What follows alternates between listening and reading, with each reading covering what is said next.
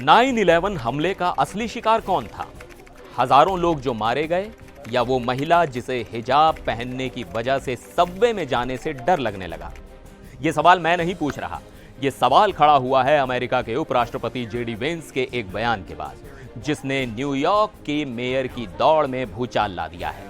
एक मुस्लिम नेता ने अपनी आंटी का दर्द बयां किया और जवाब में उपराष्ट्रपति ने ऐसा तंज कसा कि अब अमेरिका में इस्लामोफोबिया पर नई बहस छिड़ गई है। क्या है ये पूरा मामला? चलिए आपको विस्तार से समझाता हूं। नमस्कार, मैं हूं सिद्धार्थ प्रकाश।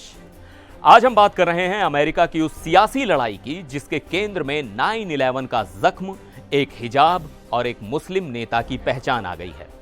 कहानी शुरू होती है जोहरान ममदानी से। जोहरान न्यूयॉर्क शहर के मेयर पद के लिए डेमोक्रेटिक पार्टी के उम्मीदवार हैं, एक उभरते हुए नेता। हाल ही में वो ब्रोंक्स की एक मस्जिद के बाहर मुस्लिम नेताओं के साथ खड़े होकर न्यूयॉर्क के मुसलमानों के दर्द और उनकी मुश्किलों पर बात कर रहे थे। यहीं पर जोहरान ने अपनी आंटी की एक याद साझा की। उन्होंने कहा, मैं अपनी उस आंटी को याद करना चाहता हूं जिन्होंने 9/11 हमले के बाद सबवे ट्रेन लेना बंद कर दिया था, क्योंकि वो अपने हिजाब में खुद को सुरक्षित महसूस नहीं करती थी। जोहरान ने यह भी बताया कि जब वो राजनीति में आए तो उन्हें सलाह दी गई थी कि वो अपनी मुस्लिम पहचान को जाहिर ना करें, उसे अपने तक सीमित रखें। जोहरान का यह बयान एक भावनात्मक अपील थी। वो ये बताने की कोशिश कर रहे थे कि कैसे 9/11 के बाद अमेरिका में, खासकर न्यूयॉर्क में, मुसलमानों को शक की नजर से देखा जाने लगा, कैसे उनकी अपनी पहचान ही उनके लिए डर का सबब बन गई। लेकिन इस भावनात्मक बयान पर अमेरिका के उपराष्ट्रपति जेडी वेंस ने जो जवाब दिया वो बेहद तीखा और तंज भरा था। जेडी वेंस ने ममदानी पर निशाना साधते हुए कहा कि ममदानी के हिसाब से 9/11 की असली शिकार तो उनकी आंटी थी, जिन्हें कथित तौर पर कुछ लोगों ने बस बुरी नजर से देखा था। सोचिए, देश के उपराष्ट्रपति एक मुस्लिम नेता के दर्द को यह कहकर खारिज कर रहे हैं कि यह तो बस बुरी नजर से देखे जाने जितनी छोटी बात थी। इसी एक बयान ने अमेरिका की राजनीति में बड़ा विवाद खड़ा कर दिया है, और यह विवाद सिर्फ जेडी वेंस तक ही सीमित नहीं है।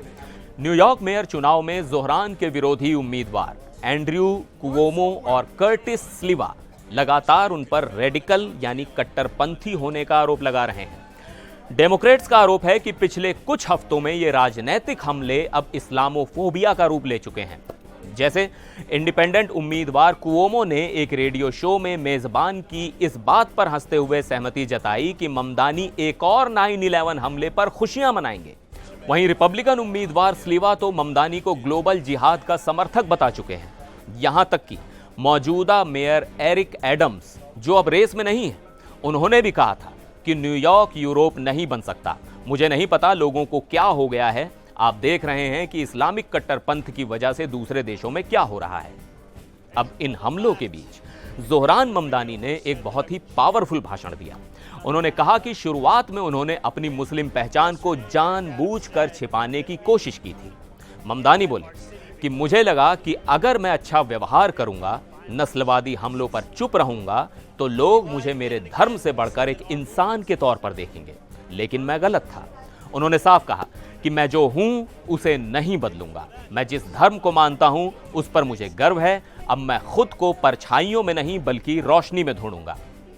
तो एक तरफ जोहरान ममदानी हैं जो अपनी पहचान को गर्व से अपनाने की बात कर रहे हैं और कह रहे हैं कि मुसलमानों को भी न्यूयॉर्क में बाकियों की तरह ही इज्जत मिलनी चाहिए, और दूसरी तरफ उनके विरोधी और यहां तक कि देश के उपराष्ट्रपति भी, जो उनके दर्द को, उनकी पहचान को एक राजनीतिक हथियार की तरह इस्तेमाल कर रहे हैं। यह लड़ाई अब सिर्फ न्यूयॉर्क के मेयर पद की नहीं रह गई है। यह लड़ाई पहचान की है, सम्मान की है, और इस बात की है कि क्या 9/11 के इतने साल बाद भी अमेरिका अपने मुस्लिम नागरिकों को शक और नफरत की नजर से देखना बंद कर पाया है या नहीं। आप इस बारे में क्या सोचते हैं, हमें कमेंट्स में जरूर बताइएगा। फिर मिलेंगे एक और वीडियो में, तब तक देखते रहिए एनडीटीवी इंडिया।